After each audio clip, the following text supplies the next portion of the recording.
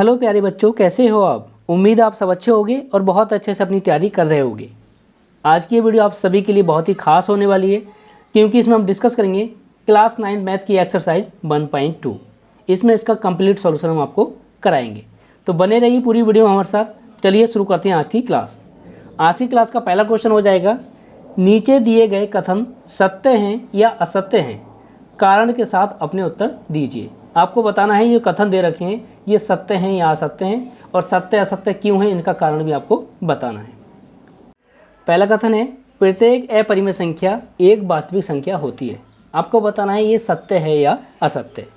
तो देखो, वास्तविक संख्या क्या होती है। वास्तविक संख्या जो होती है वो परिमेय संख्या और अपरिमेय संख्या दोनों का योग होती है। ठीक, मान लो ये गोला जो है ये वास्तविक संख्याओं का है। ठीक है, ये क्या है, ये वास्तविक संख्याएं। ठीक, ये गोला जो है टोटल वास्तविक संख्याएं। अब इसके अंतर्गत क्या आ जाती हैं, देखो ये आ जाती हैं आपकी अपरिमेय संख्या और ये आ जाती हैं आपकी परिमेय संख्या। ठीक, ये हो जाएगा परिमेय और ये अपरिमेय। ठीक, तो देखो कहने का मतलब यह है कि वास्तविक संख्याएं जो इसके अंदर आती हैं क्या, परिमेय संख्या और अपरिमेय संख्या। तो पहला जो कथन है हमारा कि प्रत्येक अपरिमेय संख्या एक वास्तविक संख्या होती है, तो ये क्या हो जाएगा, सत्य हो जाएगा। ठीक है, सत्य हो जाएगा। लिखेंगे ये कथन सत्य है। सत्य क्यों है, क्योंकि देखो अपरिमेय संख्या जो है वो वास्तविक संख्याओं के अंतर्गत ही आती हैं। तो लिख दे रहे हैं कारण इसका, क्योंकि अपरिमेय संख्याएं वास्तविक संख्याओं के अंतर्गत ही आती है। ठीक, कारण आपको ये लिख देना है। चलिए अब देखेंगे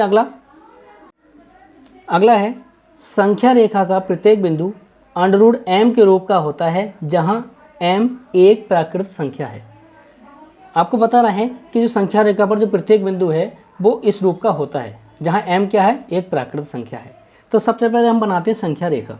ठीक है, ये आपकी संख्या रेखा है। ठीक, इस पर बिंदु दर्शाएंगे तो ये आपका आ जाएगा 0, ये आ गया 1 2 3, कहाँ तक जाएगा, ये जाएगा अनंत तक। ठीक, संख्या रेखा के इधर चलेंगे तो ये आ जाएगा नेगेटिव नंबर, यानी आ जाएगा आपका -1 -2 -3, और इधर भी जाएंगे हम माइनस के इन्फिनिटी तक। ठीक, अब ये संख्या रेखा कह रहा है कि ये जहाँ जो m है कैसी संख्या, प्राकृत संख्या है। अब देखो प्राकृत संख्या कौन सी होती है, आप सभी को पता है प्राकृत संख्या जो होती है वो 1 से स्टार्ट होती है, यानी 1 2 3 4 इस तरीके से, और कहाँ तक होती है, अनंत तक होती है।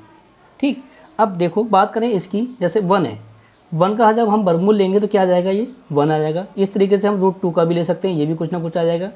√3 का भी कुछ ना कुछ आ जाएगा। और ये सभी नंबर कैसे आएंगे, ये आएंगे ठीक वास्तविक संख्या। कैसी आएंगी, ये वास्तविक संख्याएं। ठीक, लेकिन जैसे ही हम संख्या रेखा के इधर चलेंगे, ये नंबर कैसा, -1। जब -1 का हम स्क्वायर रूट लेंगे, ठीक है, या -2 का लेंगे, ऐसे ही -3 का लेंगे, तो जितने भी नंबर आएंगे ये सभी कैसे आएंगे, ये आएंगे आपके काल्पनिक संख्या। कैसी आएंगी, काल्पनिक संख्याएं। ठीक, लेकिन संख्या रेखा पर जो भी नंबर होते हैं वो सब कैसे होते हैं, वास्तविक संख्या होती हैं, काल्पनिक नंबर नहीं होते। तो हम कह सकते हैं ये कथन आपका हो जाएगा गलत। क्यों, क्योंकि संख्या रेखा पर सभी जो संख्या दे रखी हैं वो √m के रूप में नहीं हो सकती। क्यों नहीं हो सकती, क्योंकि संख्या रेखा के दाईं ओर नंबर आएंगे सभी वास्तविक संख्या आएंगी, लेकिन बाईं ओर जैसे ही चलेंगे ये आ जाएंगे सारे काल्पनिक नंबर।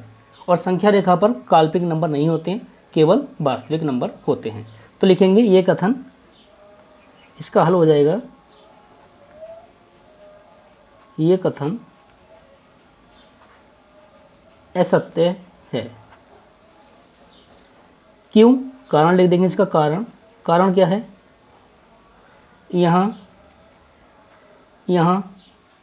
-1 -2 -3, ठीक, के जो मान है, क्या मान है, अंडर रूट में, मैं से -1 अंडर रूट में, -2 -3 सभी कैसे हैं, सभी काल्पनिक हैं जिन्हें संख्या रेखा पर नहीं दर्शा सकते।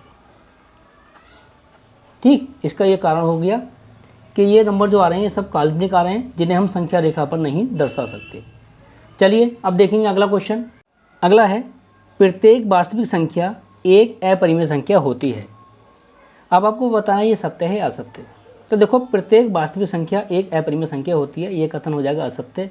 कैसे हो जाएगा, मान लो देखो ये है आपका वास्तविक संख्याओं का समूह, ठीक, लेकिन जो अपरिमेय संख्या हैं वो और परिमेय संख्या है वो दोनों इसके अंदर आती है। ठीक, ये ऊपर क्या है, ये है वास्तविक संख्या, वास्तविक संख्या, और ये आपकी हो जाएगी परिमेय संख्या, और ये हो जाएगी आपकी अपरिमेय संख्या। तो देखो इसमें जो पूछा है कि प्रत्येक वास्तविक संख्या एक अपरिमेय संख्या होती है, तो नहीं। क्यों, तो देखो वास्तविक संख्या में क्या आते हैं, परिमेय संख्या भी आती है, वैसे मान लो 1/2 3/2, ठीक, √2 √3, मतलब अपरिमेय भी आती हैं और परिमेय भी आती हैं। तो हम ये कह दें कि प्रत्येक प्रत्येक वास्तविक संख्या अपरिमेय संख्या है, तो ये कथन हो जाएगा असत्य। ठीक, लिखेंगे ये कथन असत्य है, असत्य है। क्यों असत्य है, कारण इसको लिख देंगे। जैसे जो वास्तविक संख्या है, देखो वास्तविक संख्या कौन कौन सी होती है, वास्तविक संख्या √2 √3 3/5, ठीक, 4/7, इस तरीके से सभी संख्या होती है, वास्तविक संख्या होती है। ठीक, इसमें आपकी ये आ गई अपरिमेय और ये आ गई आपकी परिमेय, तो दोनों के संयोग से वास्तविक संख्या बननी है। ठीक, तो ये कथन हो गया आपका असत्य, क्योंकि वास्तविक संख्याओं के अंतर्गत परिमेय संख्या भी आती हैं और अपरिमेय संख्या भी आती हैं। चलिए अब देखेंगे अगला क्वेश्चन। अगला है, क्या सभी धनात्मक पूर्णांकों के वर्गमूल अपरिमेय संख्या होते हैं? यदि नहीं तो एक ऐसी संख्या के वर्गमूल का उदाहरण दीजिए जो एक परिमेय संख्या है। ठीक, अब देखो धनात्मक पूर्णांक कौन कौन से होते हैं, ये होते हैं धनात्मक पूर्णांक। इनकी हम बात करें तो ये हो जाएंगे आपके 1 2 3 4, ठीक, इस तरीके से सभी ये पूर्णांक होंगे, कैसे होंगे, धनात्मक होंगे, कहाँ तक, अनंत तक। अब इनके वर्गमूल हम लेंगे तो देखो 1 का वर्गमूल लेंगे तो 1 का आ जाता है 1, √2 का क्या आ जाता है, √2, ऐसे √3 का क्या आ जाएगा, √3, और √4 का क्या आ जाएगा, ये आ जाएगा 2। ठीक, तो देखो ये तो हो गया आपका परिमेय, ये कौन सा हो गया, परिमेय। ये कैसे हो गए दोनों, ये हो गए आपके अपरिमेय, ये फिर आपका हो गया परिमेय।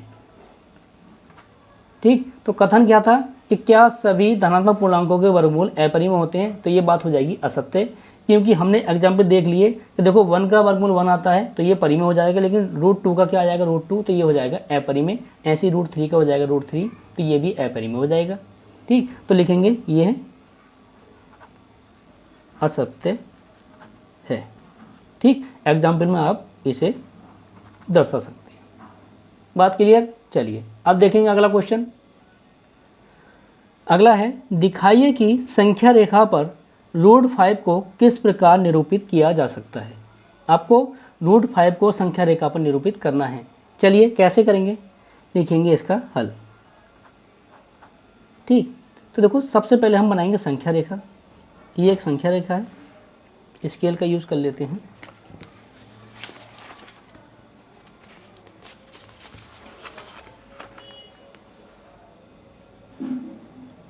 ये हम बनाएंगे एक संख्या रेखा।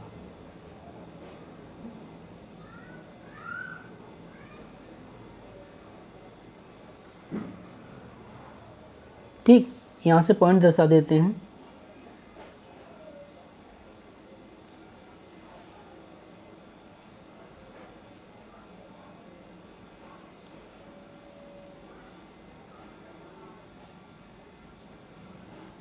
ठीक है, तो ये हम ले लेते हैं 0, ये ले लेते हैं 1, ये 2 3 4। ठीक, इधर आ गया इनफाइनाइट, ये इधर ले लो -1 -2 -3। ठीक, और ऐसे ही इधर जाएंगे हम अनंत तक। ठीक है, तो देखो सबसे पहले हम बात करें संख्या रेखा पर, हम चलते हैं 2 यूनिट। ठीक, 2 यूनिट कहाँ पहुँचे हम पहुँचे 2 पर। ठीक, अब 2 पर हमने क्या करना है, हमने एक समकोण बनाना है। ठीक, आप प्रकार की सहायता से बना लेना या चांदे की सहायता से बना लेना, मतलब 90 डिग्री का कोण यहाँ आपको बनाना है। हमने 2 के ऊपर एक 90 डिग्री का कोण बनाते हुए एक रेखा खींची। ठीक है, अब इस रेखा पर हम क्या करेंगे, 1 यूनिट आगे चलेंगे, जो कि आपका आ गया ये।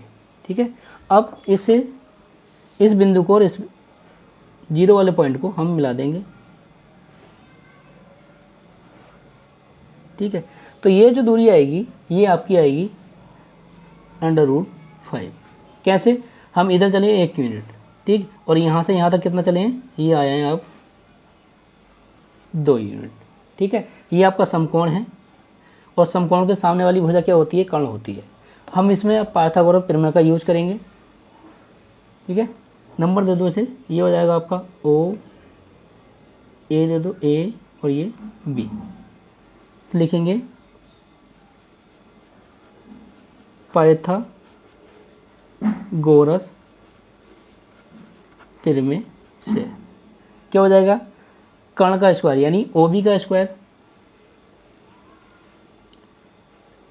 बराबर होता है लंब का स्क्वायर AB प्लस आधार यानी OA का स्क्वायर। कर्ण हमें निकालना है, OB का स्क्वायर बराबर AB का क्या हो जाएगा, 1 का स्क्वायर प्लस OA कितना है 2, इसका स्क्वायर हो जाएगा। ठीक है, तो ये मिला 1 का स्क्वायर 1 और 2 का वर्ग क्या हो जाएगा 4, कितना आ जाएगा 5 OB। तो OB स्क्वायर बराबर 5 आ गया, तो OB बराबर क्या आ जाएगा √5। ठीक, इस तरीके से हमने इसकी वैल्यू निकाल ली। हमें निकालना है संख्या रेखा पर इसका मान। ठीक, तो हम क्या करेंगे, देखो प्रकार की सहायता से इस डिस्टेंस को हम भरेंगे, यहाँ से लेकर के यहाँ तक की दूरी। ठीक है, ये, और इसका लेने के बाद हम क्या करेंगे, संख्या रेखा की तरफ इसे संख्या रेखा पर लेके जाएंगे। ठीक है, मतलब जहाँ भी टच कर जाए। ठीक, तो देखो ये जहाँ कट कर रहा है संख्या रेखा को, ये बिंदु। ठीक है, तो यहाँ से यहाँ तक की दूरी जो होगी आपकी ये वाली, ये यहाँ से यहाँ तक की दूरी, ये कितनी हो जाएगी, ये हो जाएगी आपकी √5, क्योंकि √5 का जो मान आएगा 2 से थोड़ा सा ज़्यादा आएगा। ठीक है, जब इसका वर्गमूल निकालेंगे 2 से थोड़ा ज़्यादा आएगा, तो ये संख्या रेखा पर कहाँ मिलेगा, यहाँ कहीं प्राप्त हो जाएगा। तो इस तरीके से हम इसे संख्या रेखा पर दर्शा सकते हैं। तो चलिए, उम्मीद कर रहे हैं आपको ये सभी कॉन्सेप्ट, सभी सवाल बहुत अच्छे से समझ आ गए होंगे। तो चलिए इस वीडियो में बस इतना ही, मिलते हैं नेक्स्ट वीडियो में, जिसमें प्रश्नावली 1.3 को हम सॉल्व करेंगे। अगर आपको हमारी ये क्लास अच्छी लगी हो तो वीडियो को लाइक और चैनल को सब्सक्राइब जरूर कर लेना, जिससे हमारी आने वाली सभी वीडियो आप तक समय से आती रहेंगी। अगर आप भी कोई सुझाव देना चाहते हैं, हमें अपने टीचिंग कंटेंट में क्या सुधार करना है, ठीक, अपने स्किल्स में क्या सुधार करना चाहिए, तो प्लीज़ कमेंट बॉक्स में कमेंट कर जरूर बताएं कि हम अपने टीचिंग मेथड में क्या और सुधार करें, जिससे आपको और अच्छे से समझ आ जाए। तो चलिए मिलते हैं नेक्स्ट वीडियो में, तब तक के लिए बाय।